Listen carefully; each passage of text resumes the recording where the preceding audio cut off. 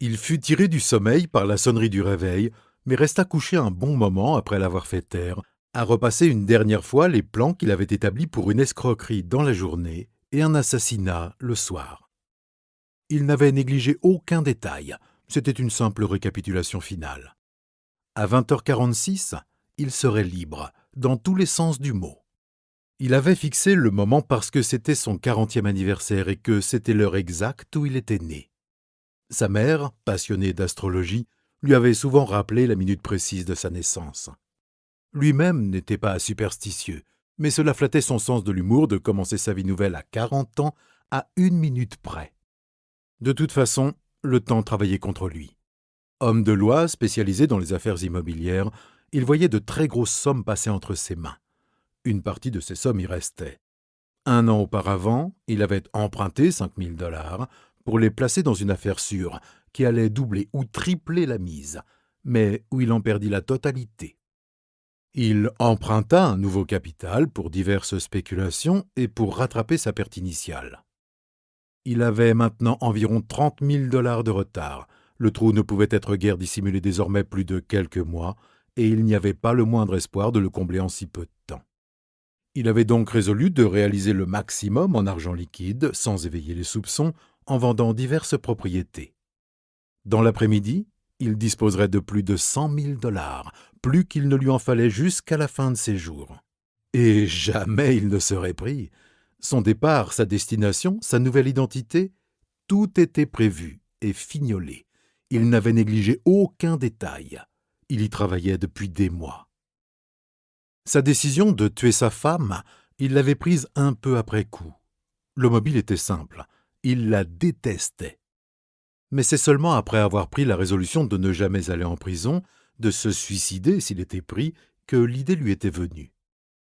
Puisque de toute façon il mourrait s'il était pris, il n'avait rien à perdre en laissant derrière lui une femme morte au lieu d'une femme en vie. Il avait eu beaucoup de mal à ne pas éclater de rire devant l'opportunité du cadeau d'anniversaire qu'elle lui avait fait, la veille, avec 24 heures d'avance. Une belle valise neuve. Elle l'avait aussi amené à accepter de fêter son anniversaire en allant dîner en ville, à 7 heures. Elle ne se doutait pas de ce qu'il avait préparé pour continuer la soirée de fête. Il la ramènerait à la maison avant 20h46 et satisferait ainsi son goût pour les choses bien faites en se rendant veuf à la minute précise. Il y avait aussi un avantage pratique à la laisser morte. S'il l'abandonnait vivante et endormie, elle comprendrait ce qui s'était passé et alerterait la police en constatant au matin qu'il était parti. S'il la laissait morte, le cadavre ne serait pas trouvé avant 2 ou peut-être 3 jours, ce qui lui assurerait une avance bien plus confortable. À son bureau, tout se passa à merveille. Quand l'heure fut venue d'aller retrouver sa femme, tout était paré. Mais elle traîna devant les cocktails et traîna encore au restaurant. Il en vint à se demander avec inquiétude s'il arriverait à la ramener à la maison avant 20h46.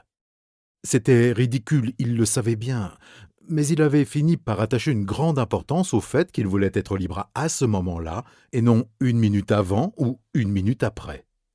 Il gardait l'œil sur sa montre.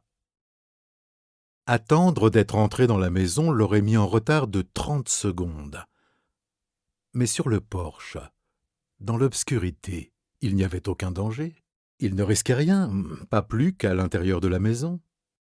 Il abattit la matraque de toutes ses forces, pendant qu'elle attendait qu'il sorte sa clé pour ouvrir la porte. Il la rattrapa avant qu'elle ne tombe et parvint à la maintenir debout, tout en ouvrant la porte de l'autre main et en la refermant de l'intérieur. Il posa alors le doigt sur l'interrupteur et une lumière jaunâtre envahit la pièce. Avant qu'ils aient pu voir que sa femme était morte et qu'il maintenait le cadavre d'un bras, tous les invités à la soirée d'anniversaire hurlèrent d'une seule voix. « Surprise !» Bon. Voilà, c'était une nouvelle de M. Frédéric Brown, intitulée « Cauchemar en jaune ». Si vous avez des envies, des lectures, de poèmes, de contes, de fables que vous aimeriez que je mette en son un de ces lundis à venir, n'hésitez pas, faites-m'en part. Je verrai ce que je peux faire. Allez, je vous souhaite une très bonne journée, je vous souhaite une excellente semaine, paix et prospérité, et je vous dis À lundi.